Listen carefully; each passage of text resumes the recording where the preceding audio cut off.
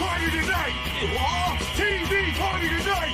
Oh, we got nothing better to do than watch TV and have a couple of brews. Don't want to talk about anything else! We don't want to know. We're dedicated, yes! To our favorite shows. Oh, my circuit! Everybody loves Hypno Toad. Scary dog! Pearson at Blurnsville. Futurama! Good evening. You are listening to a Radulich and Broadcasting premier podcast TV party tonight. I'm your host, the mandated reporter, and frankly, I'm mortified, Mr. Mark Radulich. And tonight, our favorite show is WWE Day One. Might have been your favorite show, but lots to talk about here, gentlemen. Lots to talk about. And boy, get on your horse and ride. The Podsmen are back again. Yes, sir. My brother from another mother, straight out of Strong Island, Chris Sheehan from the X-Lapsed and all the other podcasts you do. How all you doing, those sir? shows. Good. You know, as you guys know, I don't think any of us are following WWE week to week. Maybe Mr. Bailey is. Are you watching Raw and SmackDown and stuff? I am guilty. Now, do I watch it on the day of? Oh, hell no. Absolutely not. Okay. No. Do you watch it on day one? Ooh. See that segue? That's why this man right here is the leader of the Radulich and Broadcasting Network with stuff like that. So I don't watch it week to week. I just can't do it. And yeah, it's pretty awful. But I did do a little bit of reading on this show last week. You know, It's like, what is day one going to be? You know, I was trying to see what the card was going to be, and the phrase that I kept seeing pop up on the news sites, and I think we call that news NEWZ. Like, always add the Z. Always have the Z so we can trademark it. The Z news. The Z lends clout. It does indeed. That was the picture of my soul dying a little bit. Go ahead. And what I kept reading was that this was an all hands on deck show. All hands on deck. So you might figure something might happen here. You know, all hands on deck. This is going to be Christian. This is going to be WrestleMania defining. Defining. I like that after years and years of this product letting us down, you're still a believer. Like a monkey, you're a believer. You gotta believe. He saw her face. Now he's stop a believer. believing. Yeah. No, don't take that journey. Don't stop believing, Christian. I, on the other hand, am cynical and knew this was going to be yet another. This was in your house January. And, my God. These aren't even pay-per-views anymore. They are, what are they now? Premium live events? Yes. PLEs? Premium. Yeah. Premium. Yeah, the Peacock premium live event. So there we go. And plus. And you've already heard him, but here he is. I'll make sure I give him a proper introduction. Ladies and gentlemen, he runs that super blog Team Up and occasionally does a superhero satellite of some description. Chris Bailey. In his Chris lair, his fortress of solitude, not broadcasting from a gutter somewhere in Canada. Why, I would never do that, Marcus. I would never broadcast from. Everything is on the up and up when I broadcast, sir. I'll tell you that. Do you tell the people that you work with, like, I'm going out for a cigarette, and like come back an hour and a half later? Like, where were you? No, because I do this at home all the time. Yes, absolutely. You don't stop believing either. All right, let's get into it. So this event was marred by, and I do want to bring this up before we get into the event. So at the same time, the WWE made an announcement, I believe, and I don't have the article up in front of me, so if I get this wrong, just correct me as usual. But at the same time, they said we're no longer doing COVID testing. Everybody got COVID in the locker room, just everybody. I find that ironic. What a shock! I did not see that coming, Chris Bailey. I think we're at the point now where it doesn't matter. It's just give it to everybody and let's get over with this. Let's stop fighting this. Everybody gets COVID. It's like Oprah giving away cars. Everybody gets COVID. It's herd immunity through everyone getting COVID. Yeah, it is literally. If everyone gets it, surely no one will get it anymore because that's how flus work. It's true. It's true, especially the ones that have the more variants than a Marvel #1, right? Yeah. We keep saying like like how many more of these variants are going to be? I'm like, well, we haven't gone through the entire Greek alphabet yet. Yeah, we're only at Omicron, right? We got we're at Transformers right now. Got to get Rao and Theta. Just wait till Psykill variant comes out, then you're all fucked. Well, the Deathlock variant caused an increase in numbers today. We don't understand. It's just ridiculous. So correct me if I'm wrong, Bailey, but didn't Nia Jax get canned because of the whole like COVID, like refusing to get tested or vaccinated or something like that? Yeah, it was definitely or she took some time off. Okay. Yeah, sure. She took some time off for personal, and you know what that means. Break. Yeah. Yes, there you go. A mental health break. Sure. And they looked, and the old man in the chair upstairs. He said, "Get her the fuck out of my show, Jesus Christ! You fire her ass." Mental health break. God damn it, pal. And that was the end of her. Well, hey, during the Hogan era, we didn't take mental health breaks. We had cocaine. That's what we did. That kept everyone happy. And then she was shocked that it happened. Like, I can't believe, like, after all the years, like, here I am. Like, oh my God. Of course you're going to get canned. Everybody's getting canned around you, and you decide to have a mental health break. You have a new fan, by the way. All right, Turk 822. Look at you.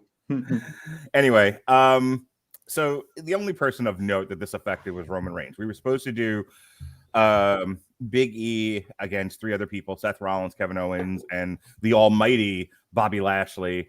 And then Roman Reigns got COVID. Vince McMahon had a small stroke. And then they moved Brock Lesnar into the main event. And apparently, whatever it was they were going to do for the rest of the year got changed by virtue of throwing the title on Brock. I'm not really sure why. Spoiler alert. But yeah, well, we'll get to it. I don't know what the plan is for WrestleMania in Texas. That this threw such a monkey wrench into their plans, but such is life. All right, so let's get into it. First match. I ask this every week, and every week everyone tells me no one bothers with this. But no, I watched it. Oh, did you? Okay, Daddy watched. The kickoff match was Sheamus and Ridge Holland with a newly constructed leg versus Cesaro and Ricochet, who are still who have managed to not be fired. All right, Bailey, how was this match? Wait a second. I did not see this. Oh,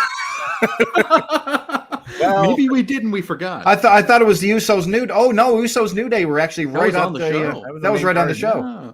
Okay, so literally, I saw the ending. So I did not see much of this match at all. Just literally the ending. I turned it on like I always turn my show on 5 minutes before. So whatever's in that 5 minutes, that's what I see at that pre-show. Well, Christian, I will send you a shiny nickel if you can guess of Sheamus and Rich Holland versus Cesaro and Ricochet.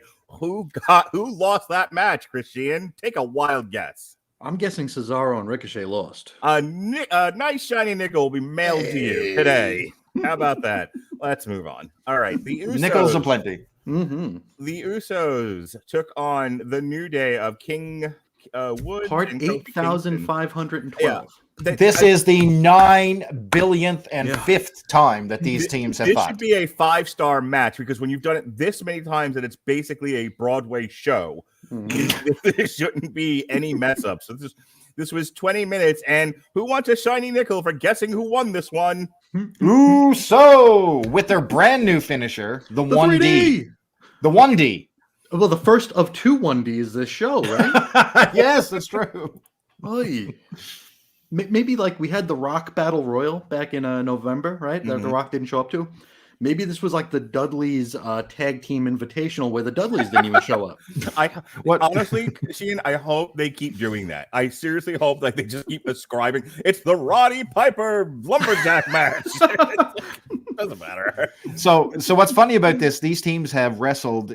I mean, they could have a complete DVD collection box set of all their matches. There's that many. There's that many matches that these have had. That's only on TV and pay-per-view. Can you imagine the house show circuit? It would literally fill a library with what these guys have accomplished. Was this match any good? Are there no other tag teams in the WWE? Is it just the Usos and the New Day? Sheamus and Ridge Holland? I heard they won. Remember when NXT had a whole lot of tag teams that were like awesome? Yes. No, well, they have RK Bro. They have the Alpha Academy. Who the hell are the Alpha Academy? They're Shorty Gable and Otis. Shorty Gable, yes. Are you serious? Thank you for bringing that back. Oh, yes, Otis. Oh, yeah. Otis has been transformed into a collegiate monster. Now he's like clean shaven, I think, and looks all like preppy and stuff. He looks ridiculous, Radlich. Is he still the same shape as a melon of some description? Yeah, he's still just as wide as he is tall. He looks like he looks worse because he's clean shaven, so he looks like this round mound of sound, clean and polished, right down to the underwire. He looks like a baby. Yeah. Yeah, he looks like a baby. He looks like Jack Swagger if he'd been like putting like one of those like proton squisher things where he's like he walks like he's about an hour away from a bathroom but has to go right now. You know what I mean? Just got a load. Really good. Because when I think of Alpha, I think of Otis. All right. Anything else about this match other than it was way long and 1 out of a billion that they've done together, Chris? So it really tells you. I mean, so New Day they're basically pitching a tent on a brand new gimmick. Okay, so you got King Kofi, and you got not King Kofi, the other King Xavier, and you've got Kofi, his court jester. So you've got this whole King deal going on. It's not over at all. And you got the Usos, who are in the main event program, of course, with Roman Reigns, who tested positive for COVID. So to me, this one is just a placeholder because I don't know what the future holds for the not New Day, but the Usos and Roman Reigns. Will Roman Reigns recover from COVID quickly and get this back on track? Or are we going to end up seeing belts stripped and this whole Roman Reigns dynasty going down the pipe? I don't know, but it's going to be interesting, but I think it foreshadowed what was about to happen with Roman Reigns with the Usos winning here. So they don't have any plans of taking those belts off these guys right now. So good sign, I guess. I would be fine with leaving the belts on the Usos if they could defend against anyone else besides the New Day. I mean, they're even breaking up makeshift teams. Last night they had AJ Styles versus Omos in one of the matches on Raw. Guess who won? Guess who won? The Undertaker. In under 3 minutes, a complete squash of AJ Styles. Oh, nice. I hope we get Omos versus Roman Reigns at WrestleMania. Ooh. I will kill myself. Versus Tyson Fury, too. On air. Oh, my God. No, well, then we don't need Roman Reigns. Because if it's Tyson Fury versus Omos. Yeah. No. Do not put that into the universe. No. I will leave my family and I will go front row with no pants if it's Omos versus Tyson Fury. It'd be fantastic. I like no pants, no mask. No pants. My pants on my face as the mask. All right.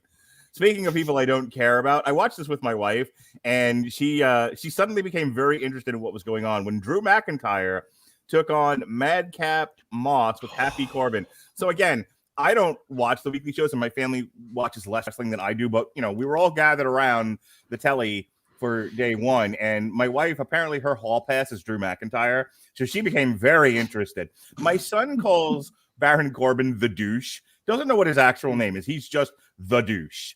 And so Baron Corbin walks out, and he goes, I know I haven't watched this for a while, but wasn't the douche homeless for a little bit? And I had to catch him up. And he won in Vegas or whatever. He's like, okay, and who's the hipster with him? Does having money mean you have to dress like a hipster now? I wish I had recorded my son. He went into like a bit that had me that was more interesting than the match. 2 had me in tears. He just started riffing on Baron Corbin and Madcap Moss.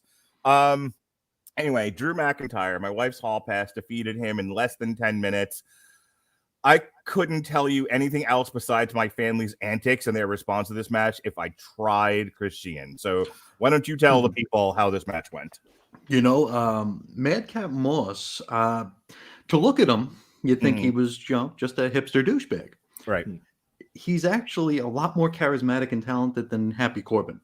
Okay. And it really sucks that Corbin is getting all the shine here. Not so much shine, but he is like the focus. This feud is not McIntyre and Moss. It's McIntyre and Corbin, unfortunately. Right. But Moss actually brought it in the match. It was a decent match. Didn't care for the story. Didn't care about the story. Didn't care for the antics that happened afterwards with this feud must continue bullshit with Corbin jumping Drew again. I guess he's out for neck surgery was the whole purpose of getting Tillmanized with the chair. Gotcha. Yeah, because this just reminded me of that time where like they didn't know what they were going to do with Roman Reigns. Like we were in like the throes of like we hate Roman, get Roman off the TV, and it's like, well, what are we going to do with him? Let's have him feud with Corbin for 100 years. Yeah, and it's like they shift McIntyre into that after him main eventing like every show last year. It's like we have nothing more for him. Throw him with Corbin. Why not? I mean, there's like a black hole of suck, and people won't miss him so much when he's gone. So that's your exit. We're in an interesting time in the WWE because they're firing everybody, right? But they're not firing everybody. They're keeping some people, and those people have to have something to do. So it's like we're not so Drew McIntyre's not in the title picture. Baron Corbin's not in the title picture, which is where they were firmly entrenched for most of the last 2 years. So why not put them together? I mean, it's sound reasoning. It's just both of them have as much charisma and entertainment value as watching paint dry. So yeah, I can see the exponential boredom that emanates out of the two of them put together. But on paper, it makes sense. You know what I mean, Bailey? Well, of course, yeah. These two idiots like Corbin and Moss, they're like two idiots who, two prepsters who walk into a comic book store and they're just over in the corner heckling the comic buying audience. Look, we got comics. Underwear outside their pants. Look how stupid. Like, they're just like they're having a good time themselves, and I think that's what makes the gimmick a little bit is that these guys they're all in on this Happy Corbin and Moss thing. I mean, let's be honest, they love this gimmick. Nobody else does, but these guys are all in for whatever Vince had in mind, and I think it's a train wreck of a gimmick. I mean, they get paid to do it. Like, can you imagine if you're Happy Corbin and you're Madcap Moss, and you're like, so you're going to pay me a lot of money to act like a douchebag on TV, and I don't have to wrestle as much? Yeah, where do I sign up? I'm not Bret Hart. I don't think this is real.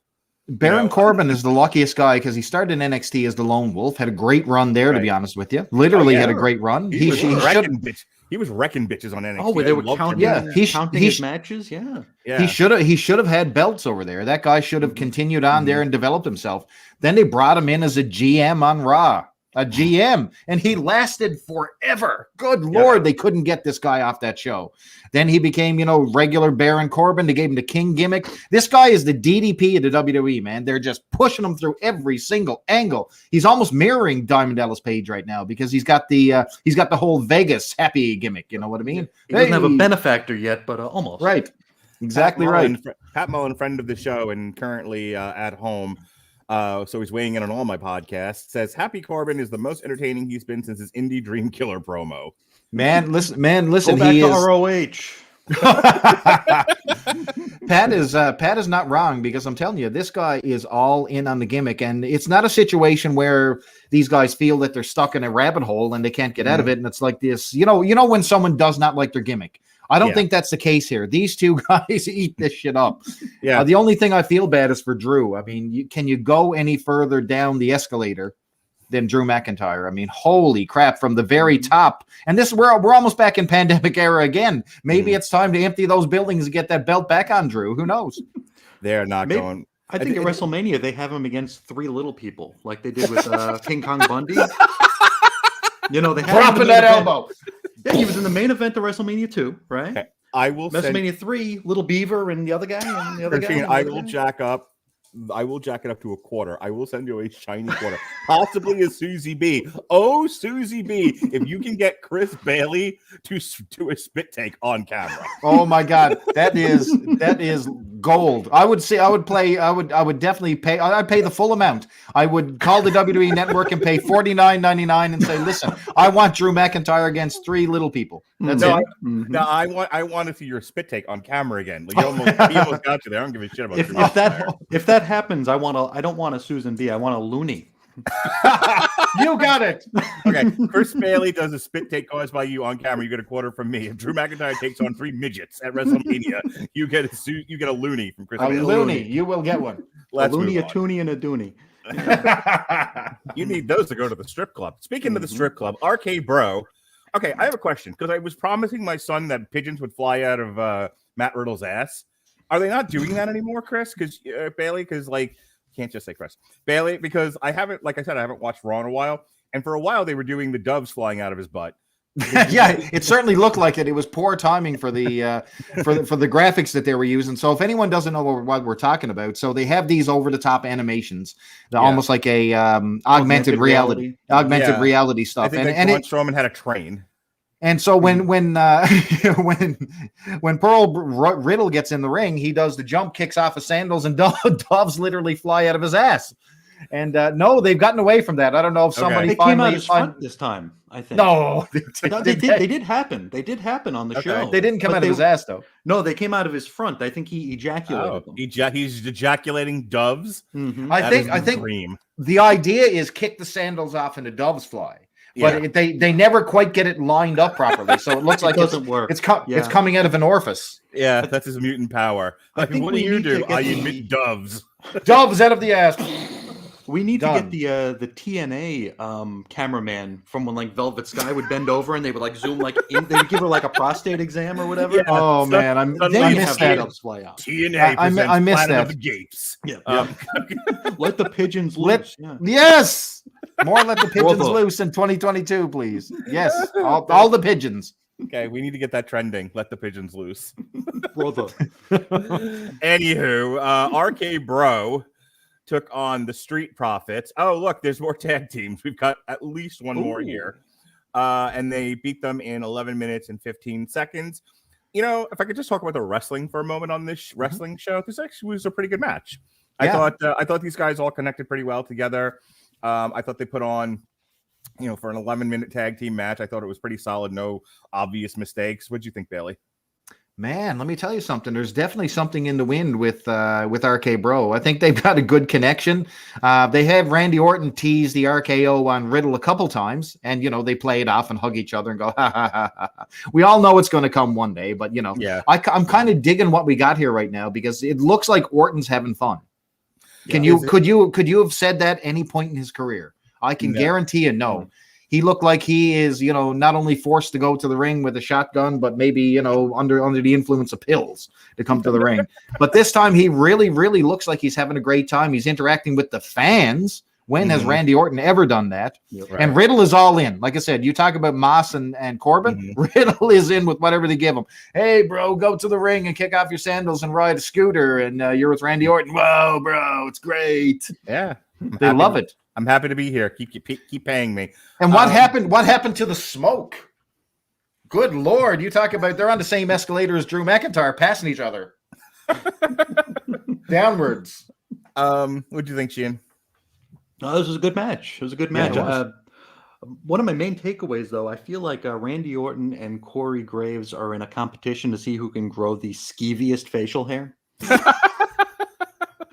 Like they look like predators, man. It's like really. I mean, they call Randy the apex predator. I just didn't know he was like standing outside of school when he was. Oh, 8. no. No, it's bad facial hair. But, gotta go. But the match was great. It was a fun match. Like you guys said, Orton. Jesus, Orton is having a good time, it seems, and he's out of the world title picture, which is good. Yeah, that's a good thing. What we didn't bring up was the ultra famous rap group, the Migos. I was wondering about that. Yeah. Okay. Well, first let me address Pat. Pat is right. Angelo Dawkins is fat, but I'll tell you what, Pat. Yeah. He does wear appropriate clothing, not like Deonna Purrazzo, right? I knew Mark was going to say that, right, Mark? Who's Deonna Purrazzo? It doesn't matter. She is a girl who wrestles in TNA as used to be one of their champions, and Mark has a body shaming issue with this one. I do not have a body. You do have a body. He hates fat women. He hates fat women. Woso or whatever in NXT, and then like they canned her, but then like after they canned her, they decided she's the greatest wrestler on the planet because WWE was the virtuoso. She's my issue with Deonna Purrazzo in that one show I brought that up in was that her ring gear did not accentuate her body shape. That's all I said. And I think Angelo Dawkins has appropriate ring gear, and I think if you unleashed his shirt, it would just go like all to pot. He'd be just like an upside down. Oh wait. Hey man, Patrick. I agree. I'm a Virtuoso fan too. You're 100% right. The less on Deonna Purrazzo, the better. Look, what I was trying to get to 20 minutes ago was as I started taking bets on when Matt Riddle goes through the barbershop window. Like how long before that happens? I don't know. I think they're getting a little bit of play out of this, so I think it's going to last a little bit longer. Plus, they just broke up AJ and that gigantic turd, Omos. So, I mean, you can't break up everybody right away. It just doesn't make sense. I guess so. Yeah, they have. Yeah, this is the WWE. They can do anything and will. All right, let's have another draft and split everybody up. Speaking of that works. Let's do a draft every month. Speaking of doing anything that they want, not caring what the fans want, Edge took on The Miz, and this was a 20-minute build-up to to what's going to be a mixed tag match at the Royal Rumble between Edge and Beth Phoenix versus Maurice and Miz. I mean, look, there's among my friends, there's a hotly contested debate over The Miz. He's garbage. He's awesome. He's garbage. He's awesome. The people who say he's awesome, think that because of his personality, his gimmick, we were talking about Baron Corbin and Madcap Moss being all in. Like the king of all in is Miz. Oh yeah, definitely, absolutely. Everything they've given the Miz, every opportunity he's had to be on camera, he runs with it. Yeah, he runs with it. And whether you like him or not, and most of his career, he was trying to get you to hate him. Mission accomplished. That's why the child, Miz girl, that's why a child was like, crying and mad and everything else when he won the title. Like that was his job at the time. Think about this. He is a seasoned television person. This guy's been on Dancing with the Stars. He's been on, The Real World. He's got all this stuff. He's on talk shows. He represents the company well. They got rid of his tag team partner, threw him out the door, but they kept The Miz. But I tell you what, this guy is the equivalent of Teflon. I mean, he's survived every single firing. They actually added to his package, so they brought his wife back. So that's a good positive sign. I guess they're paying her Morrison's money. I don't know. I'm not here to judge. But look at this. Miz is a modern day honky tonk man. If honky tonk was better in every way. Oh, Patrick. I'm gonna I need to load up the Homer Simpson going hot take thing. But here's my hot take on the Miz. Not talking about wrestling or body, just in terms of pure charisma, in terms of being like the ultimate WWE employee. Miz is the new Hulk Hogan. Or new Cena. Cena, yeah. Cena, I think, was the ultimate company guy. Right. 100%. I think Cena, Hogan, Miz, all kind of the same guy. They are what the WWE wants in a television personality. So if Miz were like 6'5" and had like a Batista body, then everyone would love him. But because he looks like that asshole you used to smoke pot with in college and doesn't look like a wrestler, everyone's like, The Miz sucks. Which brings me to the other side of the argument with The Miz, which is everyone hates him because he's not Daniel Bryan. He's not a Ring of Honor guy. He's not a Dave Meltzer 5-star Tokyo Dome classic wrestler. To which I say the WWE isn't a 5-star Tokyo Dome wrestling company. I'll be right back, gentlemen. Give me 1 sec. Sure. Why do you feel the need to want that, in every single wrestler? They can't all be, the Ring of Honor 5-star wrestler guys. Some people have to sell tickets. I mean, that discounts the Miz's wrestling ability too, because he is a fine wrestler. I mean, it's not like he is. Sure. I mean, he's capable of good matches. He doesn't have to be carried. He can actually carry on occasion, as we saw with this match.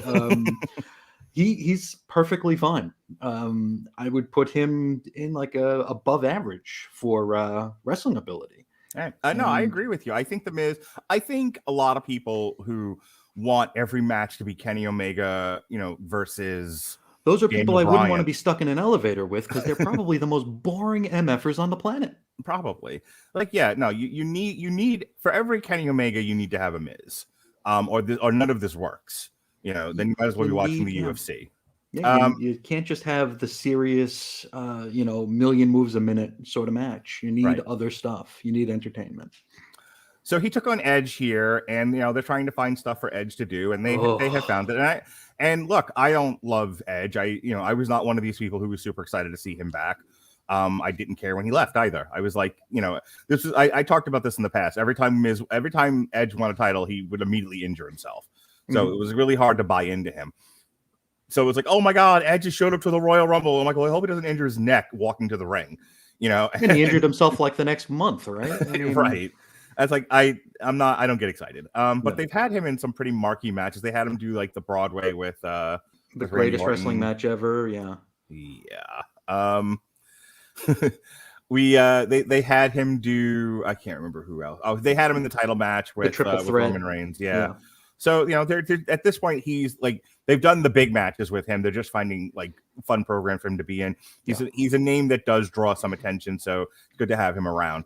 And I think putting him with the Miz here, I mean, not only do they get to combat each other on the mic, and Edge isn't great on the mic. Miz is really great on the mic, but Miz ain't gonna hurt him. Right. You know, he's safe with the Miz, I think. Yep. Unless he hurts himself. It's funny. I think about like the Talking Smack segment with Miz and Daniel Bryan, where Daniel Bryan's like, I think you wrestle like a coward. And I don't know how much of that was Miz's Legit. real personality and how much of it was they were trying to sell an angle. But I can imagine somewhere in the back of Miz's head, him going, how many people have you hurt doing your stupid strong style versus how many people I have wrestling like a coward, you asshole. You know? And I'm kind of with the Miz there. Like, I love Daniel Bryan. That's one of the few things I'm turning into AEW now to see is when he wrestles, because I haven't been watching it regularly. But I do sympathize with the Miz's perspective of this isn't the UFC. We're not really trying to hurt each other. Yeah, you said it a minute ago. They're not Bret Hart. Yeah, they're not Bret Hart. This isn't real. Take a drink Those every belts time don't somebody matter. on this panel insults Bret Hart. You will have alcohol poisoning by the end. Still real to Bret. All right, Chris Bailey. We've just been BSing about Edge and Miz, but what did you think of the actual match? I mean, listen, standard Miz match. There's nothing that gets me super excited over a Miz match. Edge being back, you know, having that interaction with them. They're sort of playing off some happenings over in AEW with their little feud because, you know, they're talking about basically they're mirroring the whole CM Punk and MJF thing, really.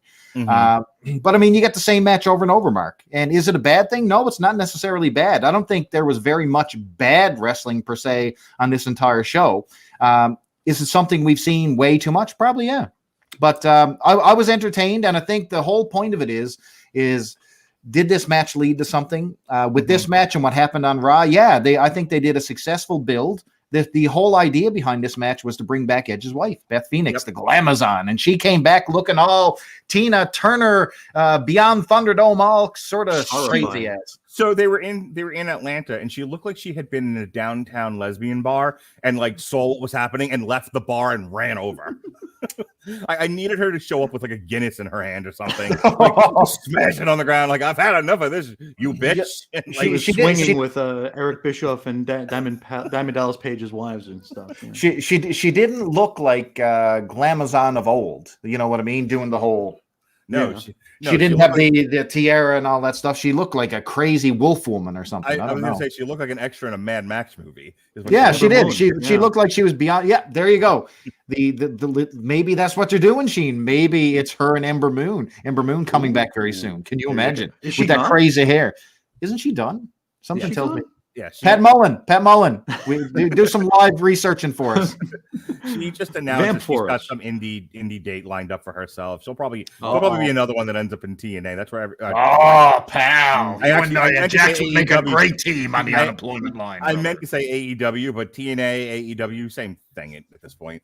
Last thing, unless Chris has got anything more about that match.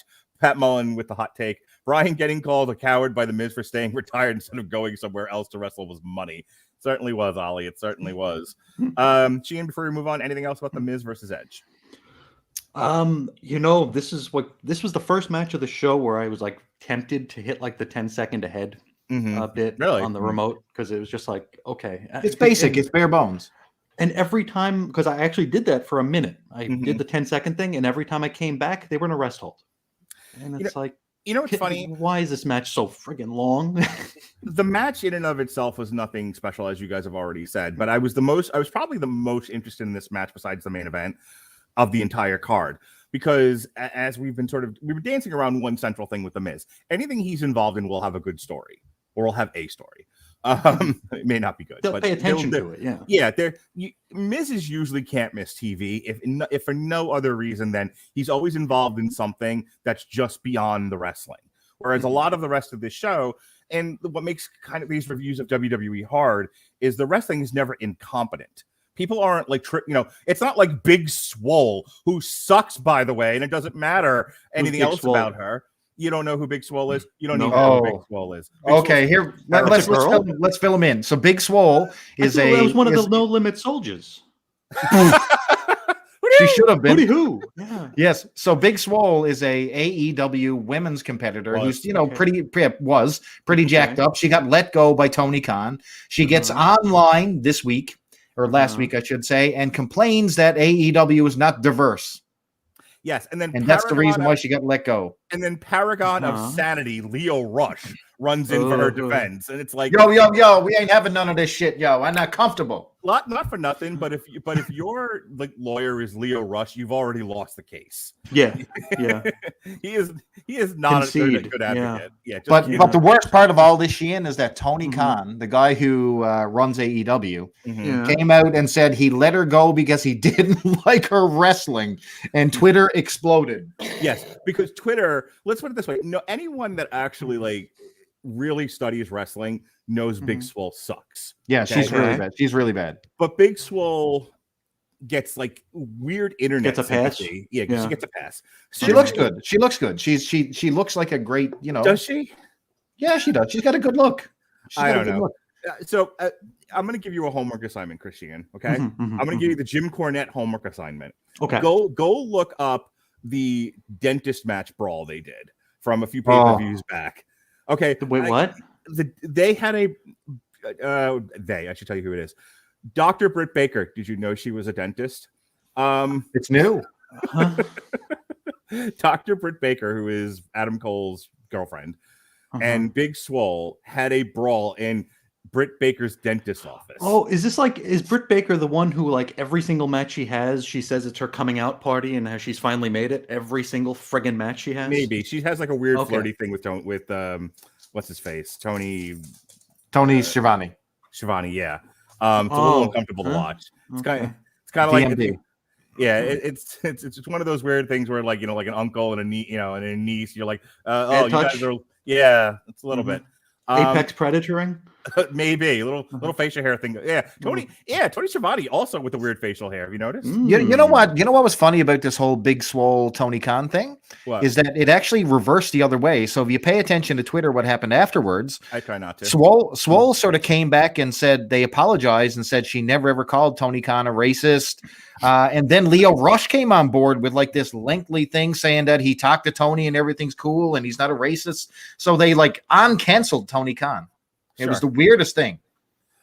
Such stupid shit. This is you're very much okay to just not pay attention to wrestling. Could you imagine? Let's go back to like the late 70s or early 80s here. Can you see like Harley Race having a Twitter account?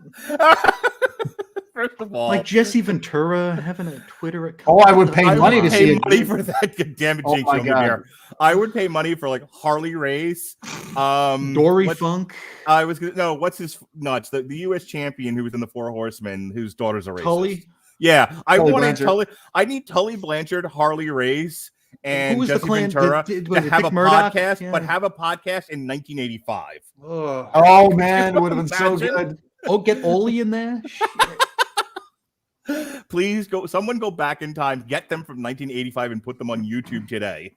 Harley Race sending death threats to people, and I'm telling you, Jerry Lawler, I'm going to bring my gun to the Memphis Coliseum and kill your ass. Literally, that's what it would be. I open death threats. I don't want to do a whole lengthy thing on this, and Bailey might have been watching the show when I was talking about this last night with Sean. I said, if you watch movies from like the 70s and the 80s, especially the early 80s, a lot of what goes on, a lot of the language being used doesn't really work today. It does not age well. You're talking about Christine, right? Yeah, but I miss it. I miss that. That's how people used to talk to each other before. Before like the world became what it was. But anyway. It's like watching the first season of It's Always Sunny in Philadelphia and the current season of It's Always Sunny in Philadelphia. So totally different worlds. Pat Mullen weighing in with a pitch for his own show where like Alex Jones style, it's just him yelling into the screen. We don't need Ole in 1985. We have Pat Mullen. Okay, Pat. Anyway, let's move on. So Big Swole. Big Swollen. Yeah. Becky Lynch. Oh yeah, we have a Liv show Morgan. we're talking about. Yeah, I don't know if you remember that or not, but we're talking about day one.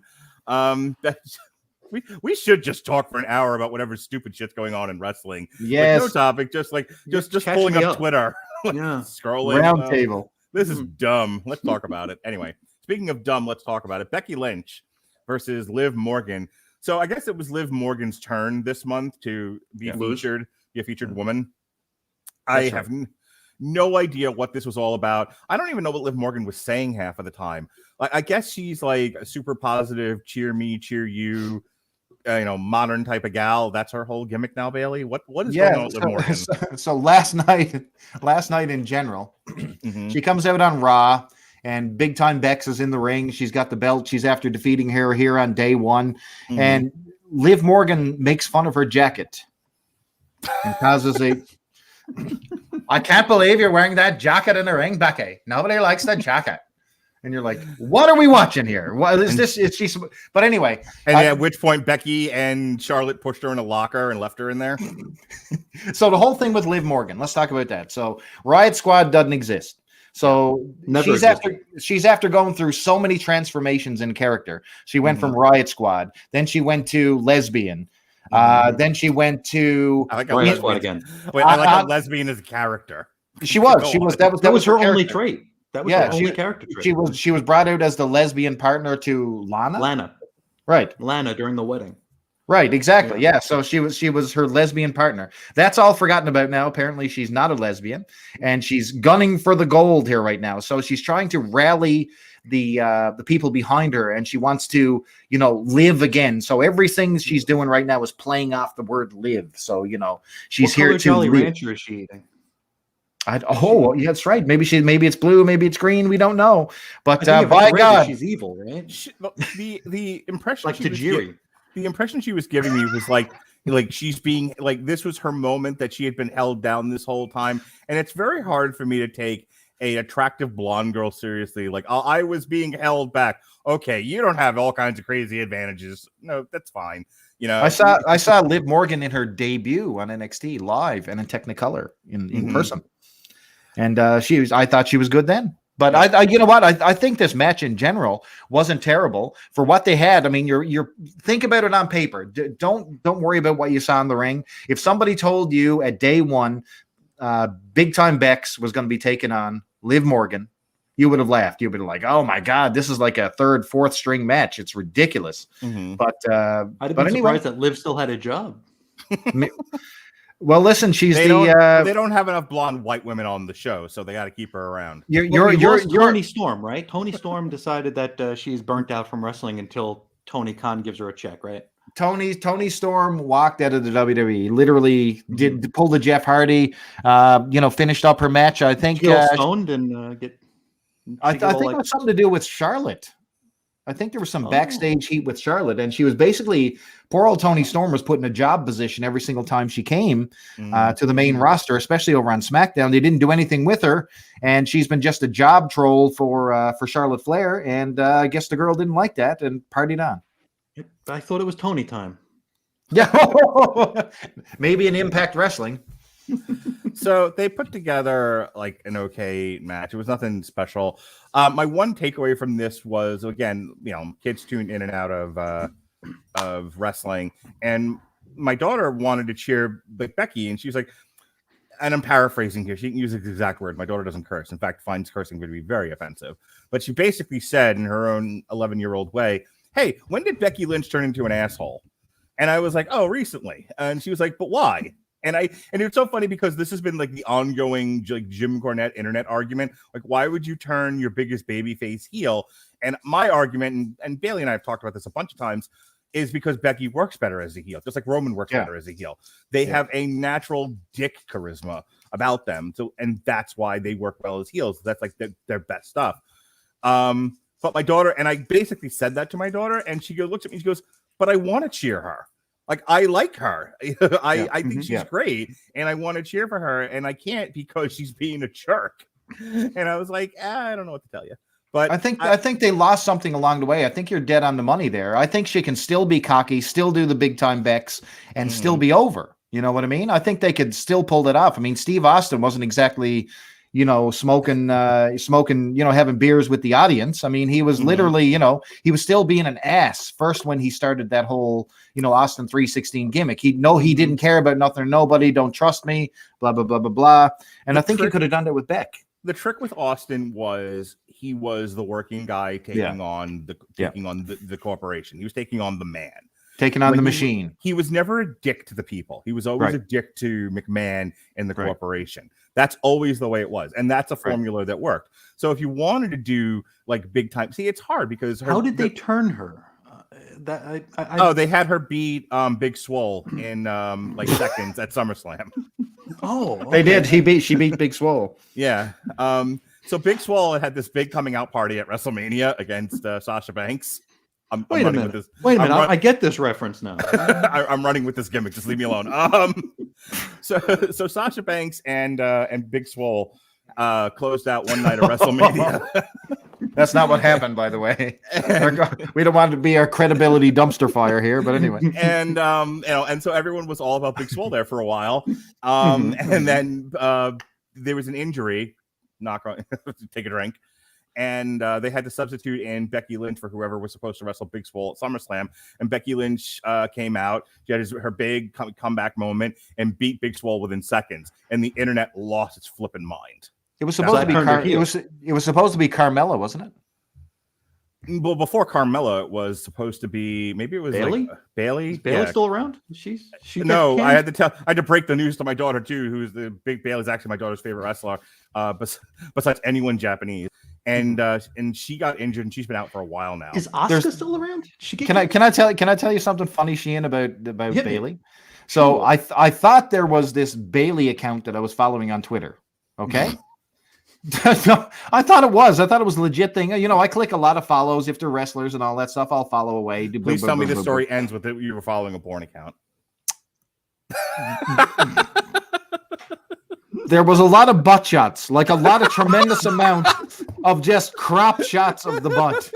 And I was like, this can't be the real Bailey. Like, this is not her real account. It can't be. And then all of a sudden I thought Bailey's real asshole. Let me look a little further. Let me zoom. Oh boy. But anyway, I quickly realized. What are you doing in here, Chris Bailey? He's like, I'm examining butt shots. I need to know if this is the real Bailey or not. I need to know if we get a blue check on this account. I'm looking for the blue check in her asshole. Yes. Anyway. Speaking of COVID. Oh man. So as we said at the top of the show, Roman Reigns out like minutes before the show began. So they moved Brock over into the main event. And so now we have Big E, who defended his title against Seth Rollins, Kevin Owens, Bobby Lashley, the almighty Bobby Lashley, and now Brock Lesnar. This was the shortest match on the show. 8 minutes, 21 seconds. Like, essentially, I think the introductions took longer than that. It really did. Like, so they talk about if you're going to be the champion, you need to go like 20 minutes. Your main events are usually 20 minutes. In fact, in the WWE over the past couple of years, the main events have been clocking in at like 30 to 40 minutes. 20 of those is just finisher reversals. Yeah, really. And this one was less than 10, which I haven't found a reasonable explanation for why it went so short. But like, if you're talking about just in terms of length of time, the main event of this show is actually Edge versus The Miz, believe it or not. This was like an opener, essentially, but they just, it opens there. It's chaos. Brock Lesnar gets taken out early. Big E looks strong up until Brock Lesnar wakes up again and then takes him out. And the only one that he didn't get a full-on F5 of is, I believe, Bobby Lashley. So now, since Raw, Bobby Lashley won whatever number one contenders match there was, and now we're gonna have. I'm gonna do this once. Let's see if it gets us demonetized. Brock Lesnar versus Brock Lesnar versus Black Lesnar, the match we've been waiting a decade for. Run, Sheehan, run. I'm not the only one that's ever said that. We're out. That was a very popular joke in its time.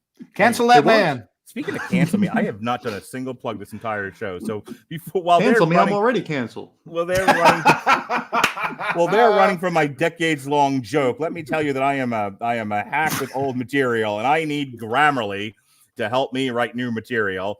Grammarly's AI-powered products help people communicate more effectively. Grammarly helps write mistake-free on Gmail, Facebook, Twitter, LinkedIn, and nearly anywhere else you write on the web. Grammarly corrects hundreds of grammar, punctuation, and spelling mistakes while also catching contextual errors, improving your vocabulary, and suggesting style improvements. To download Grammarly today, go to getgrammarly.com/W2M Network. Again, that's getgrammarly.com/W2M Network to download Grammarly for free. All right, now that I'm done canceling you, welcome back to the show, Chris Sheehan. What did you think of this main event, such as it was? I liked it. I liked it. I mean, it's Brock. I'm a sucker for Brock. I think basically anytime you put Brock in a ring, I'm going to be entertained. I know he gets a lot of flack for the whole Suplex City gimmick, where it's like that's his only move. But when you do a move that friggin' good, and it looks like it kills literally everybody, keep doing that move.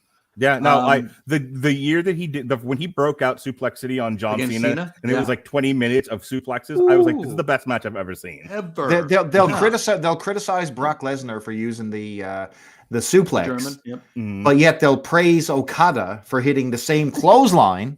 Rainmaker!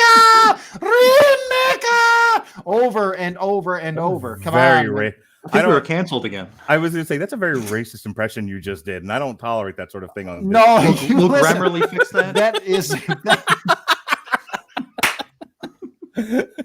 Grammarly correct. Racist remarks made. Get the red squiggly line under it. Yeah. But the match was great. I liked that they made special attention to not have Lashley and Lesnar really do a whole heck of a lot together. Right. We did this. We got the spear through the dasher board or whatever, which was cool. Well done.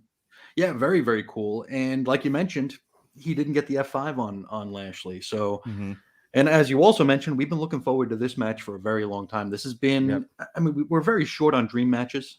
At least legit ones, not like the fake ones that AEW keeps telling us that we want. You know, no, like he's legit right. ones. He's right. Hey, it's like, oh, this is a no. It's not. It's not. 5 people on the internet want it. It's not a dream match. Oh my God! It's Joey Janela versus. All right, stop. Who versus Big Swole?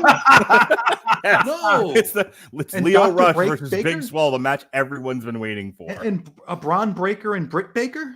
We can do that. There are things I would like to see Braun Breaker do to Britt Baker, but none of them are available, eligible on the air on television. But this is building to a one of the last dream matches we have left. Yeah, a match that we've long talked about. The career trajectories of these two guys from pro wrestling into MMA and back again. It's going to be good, I think. And the way they've built Lashley over the past year and a half with this almighty gimmick, he's been, almost untouchable.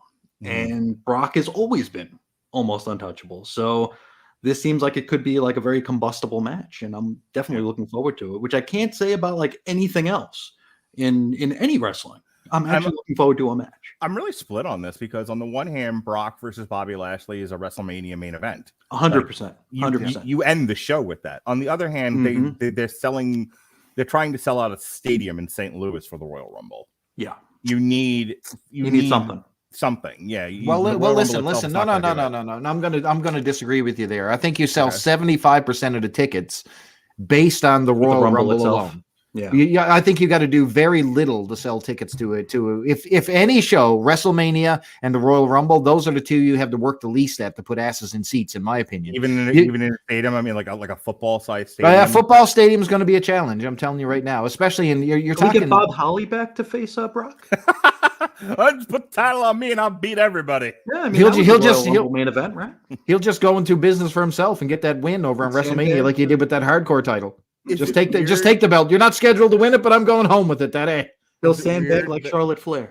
That I want to go and live in the ultimate timeline where they do that, where Bob Holly just gets the title and beats everybody. I want to see how that ends. You tell me that you wouldn't pop if Brock Lesnar won the championship and outwalk Bob Holly. I would. I think the doors would come off. What do you think of it now? Yeah. He's a badass, man. All right, so Pat Mullen weighing in with his booking. Have Lashley beat Brock, then Brock murder someone and take their spot to win the Rumble and challenge Lashley and Roman and unify the belts. All the same night. Let me tell you something. That would be the way to go if you weren't having If you really don't have Dwayne Johnson in the cards, which you're hearing rumor after rumor after rumor that it's going to be Roman versus The Rock. If that's not in the cards, I think Pat's onto something there. I think that's the heavy main event that you want, man. I mean, you talk about Brock Lesnar, Roman Reigns, and Bobby Lashley in one match. That's some beefcake going on there. What if the way that they get to Roman Reigns versus The Rock at WrestleMania is The Rock is the surprise entrant in the Royal Rumble?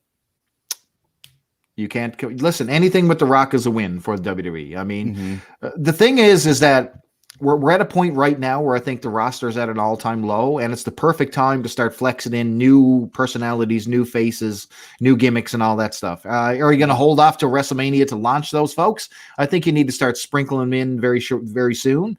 Because you don't want to come out of the gate looking like NXT 2.0 where every single thing on your screen is brand new. You don't want to do that. So you got to start flexing people in here, pick a corner here, vignette here, and introduce some of these new bodies who are going to be leading your charge very soon. Because right now The Rock coming back is always a crutch. It's always a crutch. I hear what you're saying, and I agree with you. Johnny Gargano needs to win the Royal Rumble, and then they need to put the title on him, and he beats everybody. No. Angel Garza. No. Or So maybe who do we have? Who do we think? I mean, besides Johnny Knoxville, who's going to win the Royal Rumble? Oh, Jesus. Well, let's talk about that. Let's talk about Johnny Knoxville entering the Royal Rumble. So, okay, Can I tell you listen. Can I tell you when I tell my son that Johnny Knoxville, the guy from Jackass, is going to be in the Royal Rumble? Suddenly, my son will want to watch the Royal Rumble. He'll think it's the best thing ever. He'll sell tickets. He loves Jackass. Okay. Just sort of an indictment of my parenting, but whatever. So I guess I got to agree with you in a certain sense, because you are going to draw some folks in. It seems like Johnny Knoxville is about 6 or 7 years removed from being a celebrity. Let's put it that way. But to be honest with you, he kind of looks like a skeleton right now. Yeah. How long ago was Jackass at its prime? Well, hang on. I'm going to answer your question by saying this. His new movie is due out after the Rumble. I get it. He's an actor too. Yeah. Jackass the movie. Yes, he's actually a real actor. He's been in actual movies. So you're saying right now he's super current, that my whole theory is wrong. I'm saying that he has a movie coming out that's going to get some attention, especially if they're pushing everything else back the way that they started last night with Morbius. More on that in a minute. They pushed that back again, thankfully. They pushed that back till April 1st. Yeah. So I think the beginning. Yes, the beginning of February. The new Jackass 4 comes out, which got pushed back from, I think it was supposed to be out in October. And there's going to be a heavy marketing campaign on TV. I've already seen the trailer for Jackass 4 I've seen the trailer for Jackass 4 more times than I've seen the Kingsman trailer. Okay. There have been 3 Jackass movies? Yes. They are dumping shit tons of money into the marketing for Jackass 4. Johnny Knoxville is going to be all over television. So if 5 minutes before he announced before the Rumble, no one remembered who Johnny Knoxville was, they'll know by the time we get to the Rumble, because it's going to be all over television. It's going to be in every theater. I don't think it's the worst thing in the world, considering Drew Carey was once in the Royal Rumble. No, I agree. And I think Knoxville is the type of person who would take that crazy, ridiculous bump. Yeah. Mm-hmm. You know what I mean? Maybe this is part of the whole setup. Maybe he's going to do something ultra stupid, get himself all messed up right before his movie releases. Who knows? It's Johnny Knoxville. You guys talk about the main event. I will be right back. Okay. The main event. Well, listen, I think you got a lot of things going on here. So the reason why this main event exists totally is because Mr. Reigns decided he was going to get the COVID-19. Yeah. So number one, first of all, I guess we should wish Roman a speedy recovery. Of course. Do you think that the plan for this, had the match actually happened, was Brock beating Reigns? Do you think that they went this way because they were going to go that way? I don't think so. Maybe. You know what? I don't think so, because here's why I say that. Because the Usos retained their titles. Okay. So it appears that there's going to be, some tenure, at least a continuing story on with that group having belts. All the belts. So all the belts. So I think that we were going to go one more match. So we probably was going to extend into the Rumble. So I was thinking some sort of shady finish. Yeah, some sort of schmaz here. And they were going to finish off clean in the main event with Kevin Owens taking the pinfall to Big E. So I don't think we were going to have a title change at all. Now, the next night on Raw, which was just last night, you got to see Bobby Lashley pin Kevin Owens. So Kevin Owens was always set up to be the stooge. Okay. Gotcha. Now, they had to switch gears, obviously, because you don't know how long Roman Reigns is going to be out of commission and all that type of stuff. Are they going to keep the belt on him? Is he going to be well enough to come back very, very soon and continue the whole gimmick that he's going on with the head of the table and the family and all that type of stuff? Mm-hmm. I hope so. Mm-hmm. I don't just want, they invested so much in that. I don't want to see that go by the wayside. For sure. Especially not in this sort of way, because the build has been ridiculously good. And like you said, if they're going to inject The Rock, what does that mean? How do you bring him back? How do you introduce The Rock? How do you play off Roman Reigns? Do you bring The Rock back at the Royal Rumble when Roman Reigns is not there? We got to look at that too. Is that surprise going to be for naught, or is it going to look like he's going to challenge for the title and just be, dubious about it? Basically, not going to say who he wants to challenge, but sure. He may have his eyes on his own cousin. Heaven forbid. I thought it was going to, when my naivete that stuff actually happens on these shows kind of got the best of me during Survivor Series, which was my grand return to watching wrestling and being on this program. Yes. We had Roman end that show standing tall, and we had so much Rock talk during that show that I thought we were going to end the show with a return, at least on the Tron, and the challenge for Mania. I thought that was going to be how we factor him back into it. And, it wasn't. So I don't know what they could possibly do to make it feel organic, or if they even need to make it feel organic. That might not be something they need to do. You're right. I don't know. And Pat just came in and he said they once put China in the Rumble, which was an interesting point too, because sometimes you do have to take risks with, some of the entrants. And I think you got Knoxville. Who else do you put in? Is there a woman that you could put in the Rumble this time? I don't think so. Or do you get big? Karma. We got Beth. Or we get Swole. Or we could have Omos throw everybody out. We could have Omos, Big Swole, Leo Rush, and ACH form Devastator. I like seeing Chris Bailey on camera having an aneurysm right before our very eyes. Devastator. Will PG-13 come out and sing their theme song? Oh, please. That would be so good. Just hanging off of Omos. The bum rush your mother? Yeah. So good. Well, bum rush your mother is the phrase that pays here on the Radulich podcast. Today's secret word is. So I think that's the end of our review. Day one, it's fine. It was raw.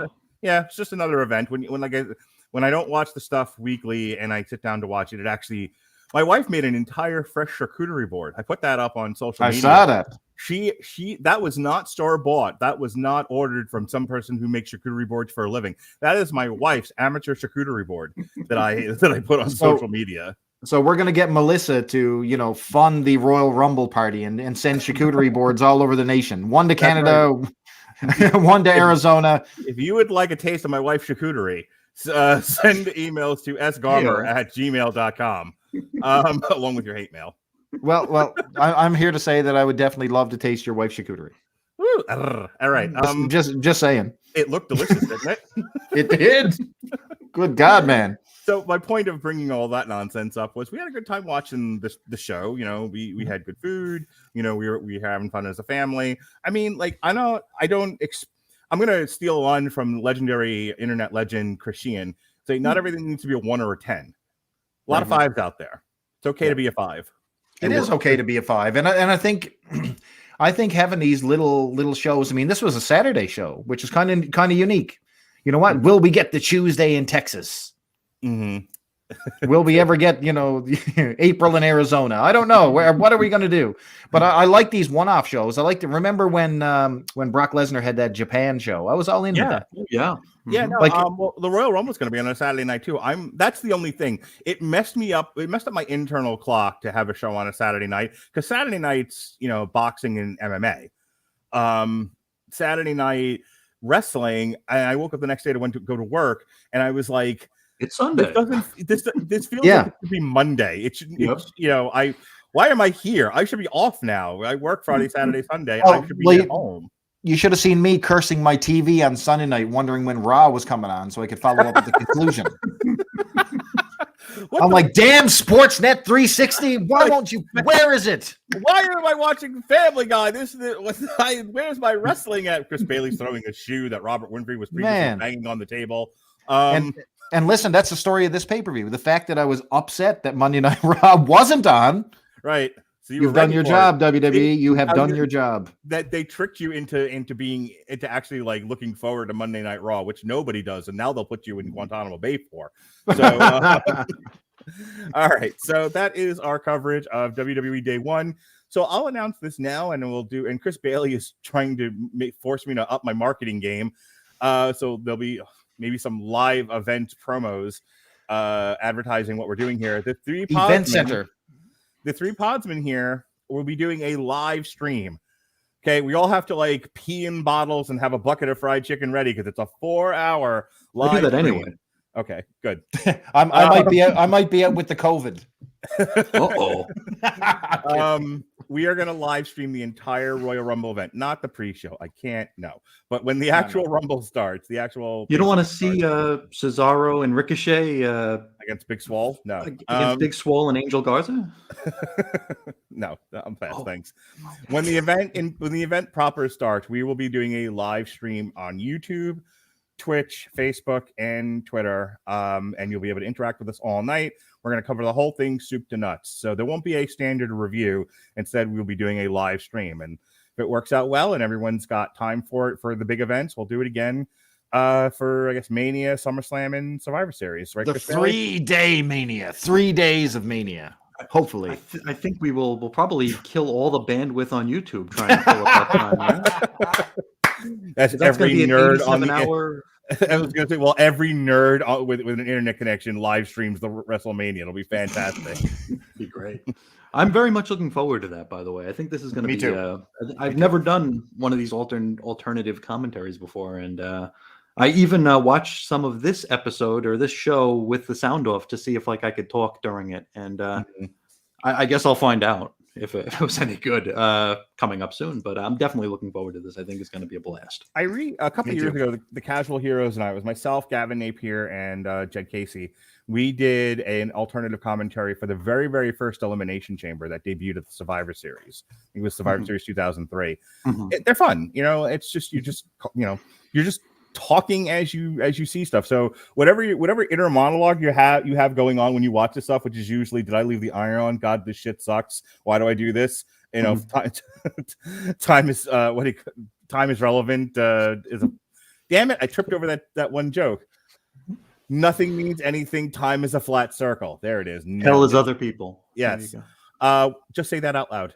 That's it. That's the church alternative commentary. It's not an unannounced thought in your brain. You're like an inmate at that point. You just everything that you're thinking, you just say out loud. You get jabbed with the truth serum, and it's just free flowing. Then we can do then we can clip out our live reaction videos for the Rumble, and we can put it up and get lots of hits. Yeah. Oh God, it's Johnny Knoxville. But the one thing about Johnny Gargano won the Rumble. Go ahead again. The Rumble, I mean, we talk about how cynical we are and how, like I talked about, this is an all hands on deck show, so stuff's going to happen. And no, of course not. The Rumble always gets us because no matter when was the last time the Rumble actually lived up to any of our expectations? Never. I'm going to bring 20 years ago. I'm going to bring up a different example of like a moment, a moment the Rumble created.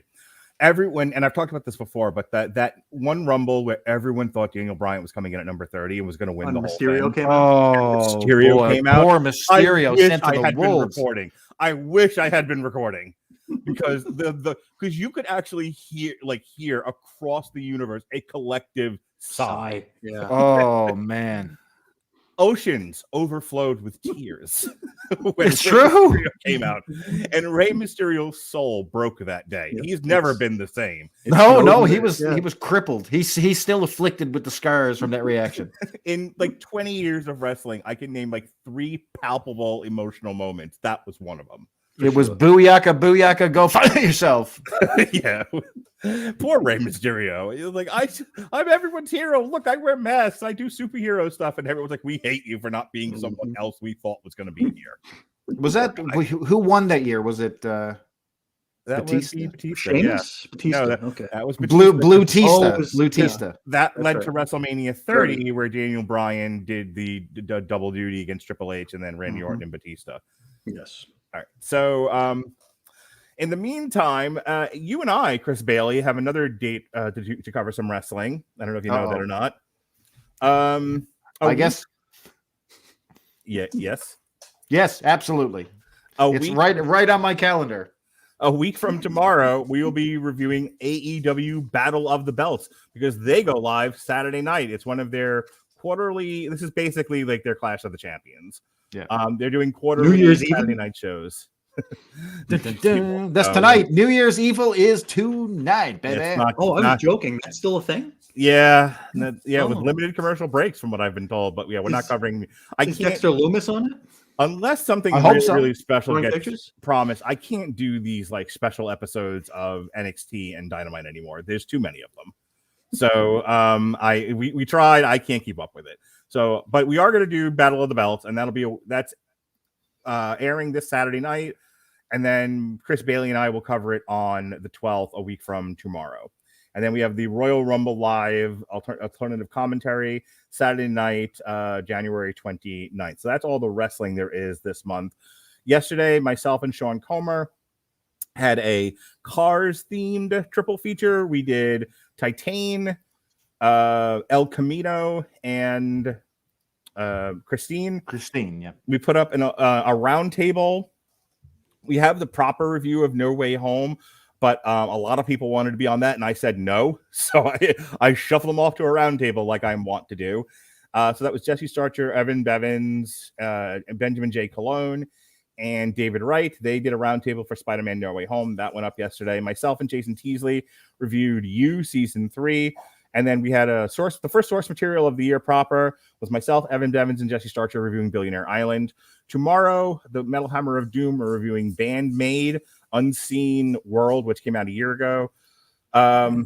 Thursday night, another triple feature. This will be myself, Evan Bevins, and Ronnie Adams. We'll be doing Prisoners of Ghostland, Shadows in the Cloud, and Out of Death. Friday, David Wright is back again. We'll be reviewing the finale season of Lost in Space. Chris Sheehan, I know you watch very little TV, but if you're into the science fiction, you really ought to get on that Lost in Space. It's a really good show. Really? It was like 100 years ago, right? This is the new one. No, this is the new one. Why?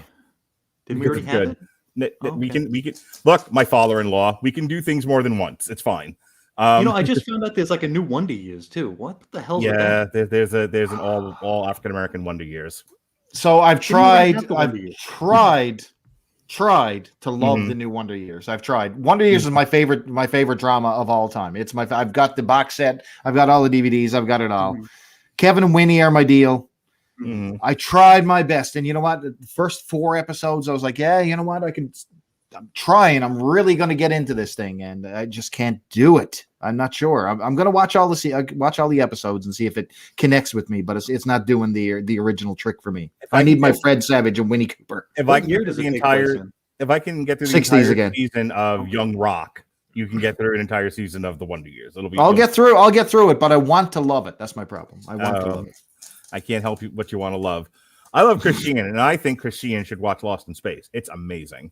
I think I'm just watching Dexter. Dexter's the only thing I'm watching right now. The new out of new stuff. Curb Good? Your Enthusiasm's over. What's so the word? Good. it is so much better than I thought it was going to be. Oh, good. When they Great. bring shows back, I mean, You never know. yeah, because I mean they had the Sopranos movie, which sucked. That was garbage. Then I was like, oh crap, we got Dexter still, and that's gonna suck. And no, it's actually awesome. Can I ask you why you watched Dexter? What was it about Dexter that really got you into this? We, my wife is really bad about trying to force me to watch things because you guys know me, I don't watch stuff. So she's like, "You need to watch Breaking Bad," and I'm like, "No, I'm not cool enough to watch Breaking Bad. I'm just not cool enough for that." So she finally forced me to, and I fell in love with it. Yeah. And I'm like, "Okay, what's next?" And she's like, "I don't know, Dexter." And I'm like, "Okay." So we tried Dexter, and after the first 2 or 3 episodes, I'm like, "This sucks. This is garbage." Because if you've ever watched Dexter, like Michael C. Hall's a fantastic actor. He's got great facials. He's awesome. He's just awesome. But the dialogue is very internal in the first few episodes of Dexter, and it's cringe. Okay. He's like, I need to feed my dark passenger. And I'm like, oh God, I'm watching this? Somebody got paid to write that? If you like that, see, I've never watched Dexter, but if you like that, when you're done with Dexter, you need to give you a chance. So imagine My wife is trying to get me to watch you. You will love it. You will love it. Watch You. It's terrible. No, it's good. Actually, for her Instagram stories, she actually had me act out a scene from that. Okay. So You is basically, I don't know what it is, but I had to rifle through things. It's like if one of us who does these like nerdy podcasts, live stream deals was a serial killer. That's you essentially. It's like this like really intellectual, cynical nutcase who obsesses over a single woman, a basic bitch, the kind of gal that listens to true crime podcasts, right? And and watches reality TV shows, the Rich Wives of Hoboken. That kind of woman. You have no idea why he's in love with her the way he is, but he is, and he'll kill anyone that gets in his way. But the whole time he's doing an inner monologue, and it sounds like us. It is awesome in all the worst ways, or it's horrible in all the best ways. I don't quite know where I land with that. Why is this Brock match only getting 2 stars? I need to know. There's a line from season 2. I'm just going to leave you with this, and then we'll move on. There's a line from season 2 of You where he was like, somehow I ended up in a throuple with you and your brother. Chris, I died. Like, knowing if you knew the context of that line, I was crying. I was laughing so hard. So yeah, it's just every like cynical thought you've ever had in your mind about our modern parlance and conversation and culture. This guy says out loud in television. It's great or horrible, depending on your point of view. Anyway, so I don't know if you guys know this, but your whole positions here at the Rattle Engine Broadcasting Network are being threatened by a rising star. And that rising star is my son, Jonas Radulich. I thought he was going to say Harry again. Sorry. That's a whole other conversation. But Jonas and I will be doing a comic strip because I'm bringing him up right, Sheehan. I got him Monster on a Hill for Christmas. Nice. And they adapted Monster on a Hill for the movie Rumble, which stars a whole bunch of WWE wrestlers. And that's now exclusively on Paramount Plus. So we're going to watch Rumble. He read the book already. He RP tested on it. So we're going to talk the book, and then we're going to compare it to the movie, and that's going to be this Saturday. So we have a comic strip for Rumble and Monster on a Hill, and a re-airing of our Hotel Transylvania 2, because Hotel Transylvania 4 will be out a week from Friday on Amazon Plus. Before he's going to take his old man out, you know this, don't you? Like this guy is out. Oh man, it wouldn't take much. Yeah. Call one day, like, you got, like, I don't really need you anymore. I have my son covering comic books, movies, and television. He's great. And Chris Sheehan's gonna like, fire me, I'm already fired, and then drop it. Before we go, I just want to remind everybody that all the music that we cover on the Metal Hammer of Doom is available on AmazonMusic.com, as is this podcast. And it just so happens we are giving away a free 30-day trial of Amazon Music Unlimited. Click the link at getamazonmusic.com/W2M Network. That's getamazonmusic.com/W2M Network for a free 30-day trial of the Amazon Music Unlimited service. Stream all you want. Listen to Migos. That's right. We never really talked about that because I don't know who the hell they are. That could have been Hit Row. I have no idea. The Migos, they're like a toy company from the late 60s. Right. They did superheroes. The Migos. Three of them. It was Chevy Chase. It was Steve Martin and Martin Short. They were great. Ole. All right, Sheehan, go ahead and plug your stuff, man. One question before I do. We are less than a month from the Rumble. Who do we got winning it? Any guesses yet? I'm going with Big Swole. I don't know who's going to be champion and who's not. So we got to think about, if it's your main event, are they pulling off a Rock? Are they going to do a Bobby Lashley maybe this time? Don't know. Do you think we're going to have any? Or he's hopefully, but they got to be in the championship match. That's the damn killer with all this stuff. If he could just win the Rumble and pick their match and do something special, this wouldn't be an issue. But that whole they have to be in the world title picture really kills it, because it's either. I'm going to disagree with you. I got to interrupt you there, because the way they've been doing the Rumble now is just because you win the Rumble doesn't mean you're getting your WrestleMania shot. In an intervening pay-per-view or special event or something, they put it up for grabs, like in the Elimination Chamber. Something happens where now the person who wins the Rumble doesn't always make it to Mania. So they have to point at the sign. Well, of course, yeah. So, you can't see what I'm doing with my hand when I do that off camera, so I got to do it like this way, because if I do it this way, people get the wrong idea, especially when they see a bald bearded guy doing that. And I swear to God, I'm pointing at the WrestleMania sign. WrestleMania. Pump it up. Yes. All right. You want to take a swing at that though? Anybody, Chris? Bailey? With what? Yeah, like I said, it has to be. If I'm going on that, it's going to be a Bobby Lashley type person winning it, I guess, because we're having a match right now coming up. But I you know what? I don't know. I really don't know what to say here. I'm really at odds. Or maybe it's going to be, if we're in the pandemic era, maybe Drew wins again to give him the belt until people come back into the building. Could be. Hey, we have to go back to the Thunderdome. The belt's going on Drew. Nobody else wants to work. Yeah. That worked last time, right? Yep. The Pandemic era champion. All right, go ahead. Plugs.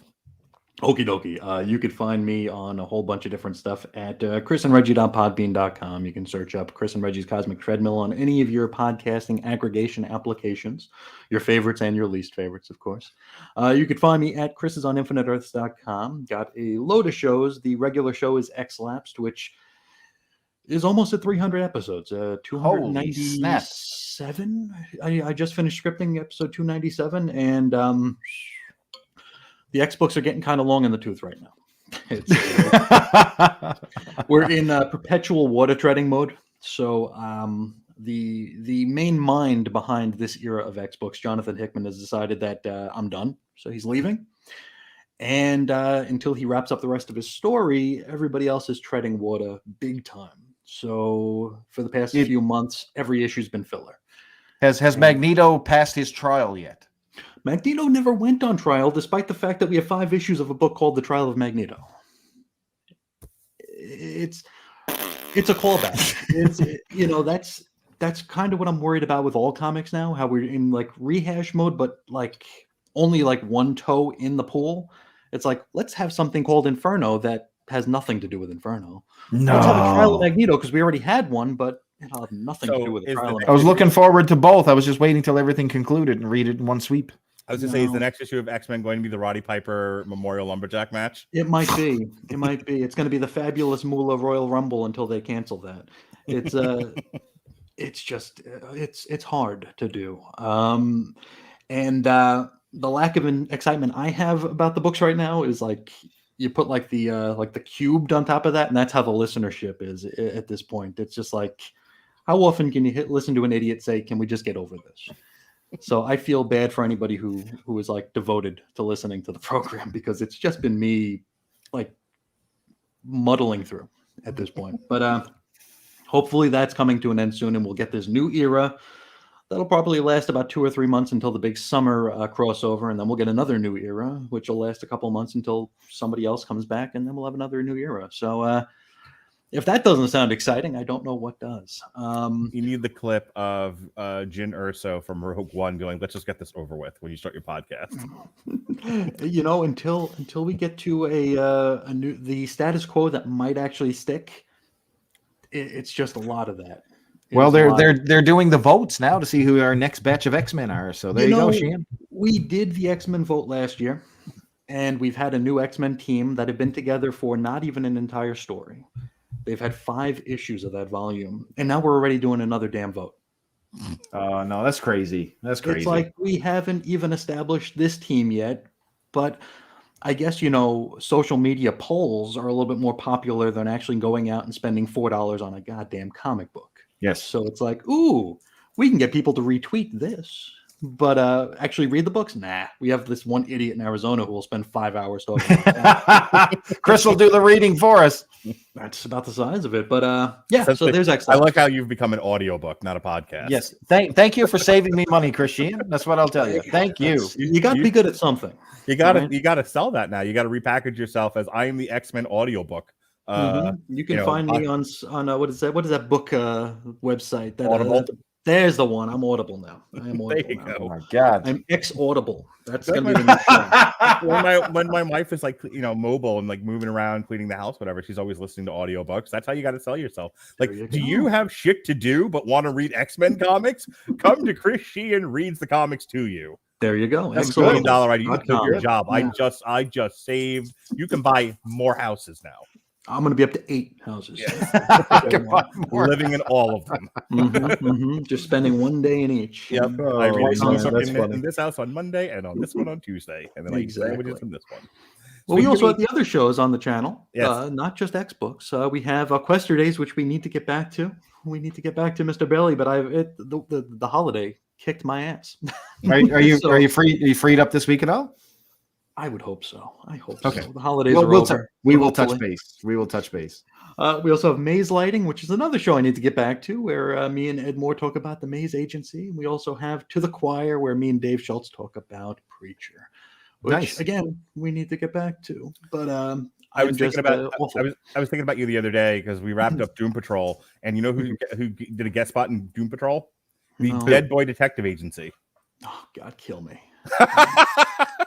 All right. When Christian almost commits suicide on the podcast, it's time to talk to Chris Bailey. Neil Gaiman made them, so that's great. That's perfect. Can't wait for the new Sandman series, live action Sandman on Netflix. Is there gonna be one? Yes. Fuck. I was really slow to come to video, but watching my friend slowly die inside on camera has made this a worthwhile endeavor. I could see the light dim in your eyes when I said that. It's Not fast enough, unfortunately. Hey, Sandman series. Bailey, go ahead and do your plugs, man. There he is. All right. We're back. I just wanted to show you a.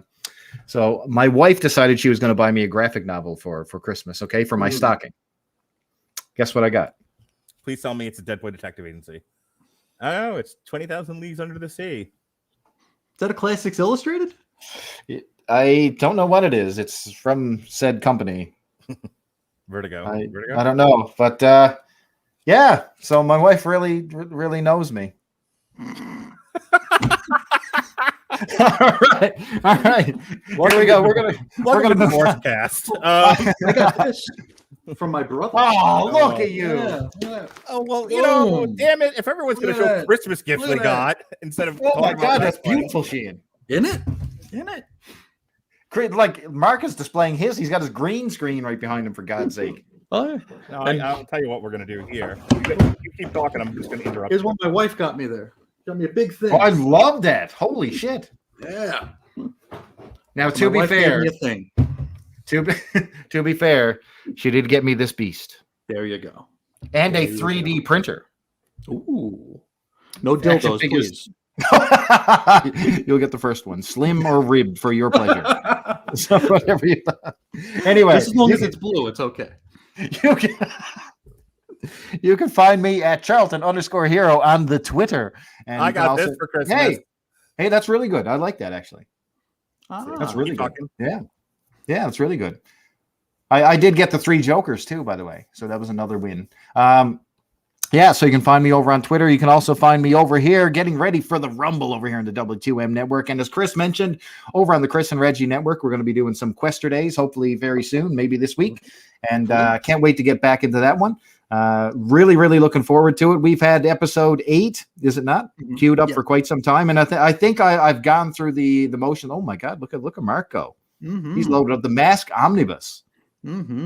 What's that like, Radledge? Haven't read it yet. That Who John does the art? O'Connor? Who does the art? I think O'Connor wrote it. Keep doing your plugs. I'm going to keep putting up stuff that has nothing to do with it.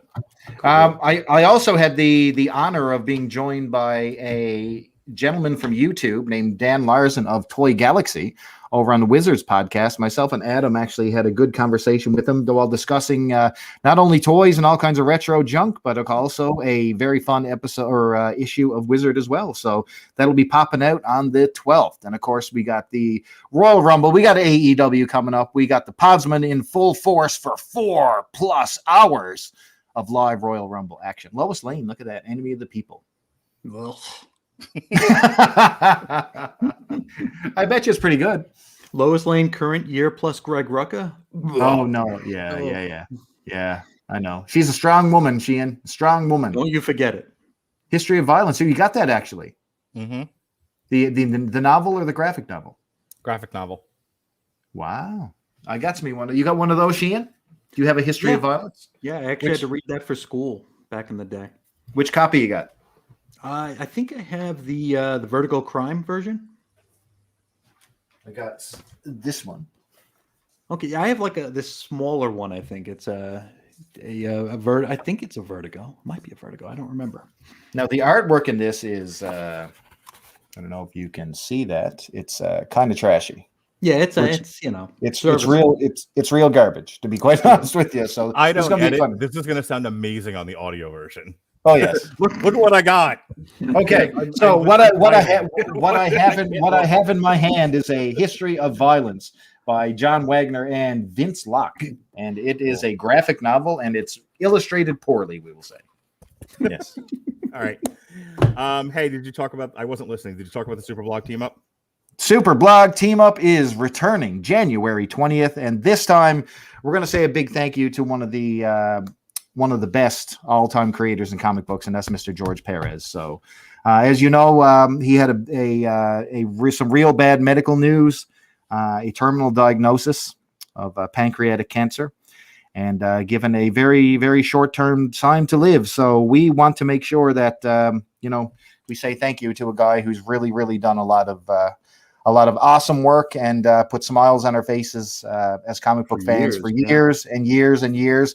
And listen, he's one of these guys. He's not a guy who's going to stab you in the face at a convention. This is a guy who's for all intents and purposes, from what I'm told of the stories, he's a great guy to all the comic book fans. And very friendly. This is our way of saying a big thank you to George Perez. So January 20th. Well, thanks for joining us here on our review of WWE Day 1. As always, the Podsmen are always having fun, and I'm sure you're going to have a blast when we get to the Royal Rumble. I can't wait for that. We love to have fun with the WWE Universe.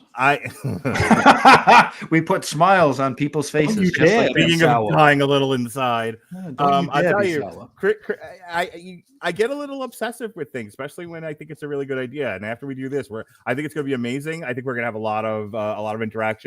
And I'm going to make you guys do this like all the time. Like we're doing more live streams, all live streams. Listen, we are open to pay. We are open to pay. Me and myself and Chris are definitely willing to be paid after this. If we spike a rating, you're paying our asses. That's it. Like I promise to only say how much is this fella weigh once. Kenny Omega is playing strip poker with a sex doll. I'm making you guys live stream it. I got an idea. Why don't we cut it off right at the very beginning of the Royal Rumble and go straight to Patreon? And on that note, be well, be safe, and behave. See ya.